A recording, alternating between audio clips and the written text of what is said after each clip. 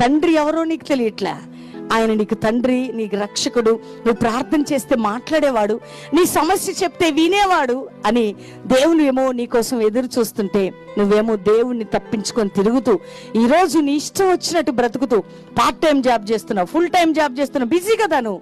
Morning ఒక job చేస్తావు. అమెరికాలో ఒక యవనస్తుడు నాకు ఫోన్ చేసి చెప్తున్నాడు, మమ్మీ నేను మార్నింగ్ ఒక జాబ్ చేస్తా, మధ్యాహ్నం ఒకటి చేస్తా, ఈవినింగ్ ఒకటి చేస్తా. అంటే మరి బైబిల్ ఎప్పుడు చెప్తావు, ప్రార్థన ఎప్పుడు చదువుతావు అంటే ఎప్పుడు చేస్తావు నాన్న అని అడిగితే దానికి టైం ఉండట్లేదు మమ్మీ.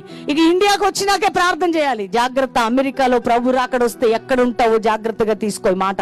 ఎందుకు నేను చెప్తున్నానంటే అమెరికాలో ఉన్నంత మాత్రం నువ్వు తప్పించుకోవు నానా, లేకపోతే మరి ఆఫ్రికాలో ఉన్నంత మాత్రం నువ్వు తప్పించుకోవు.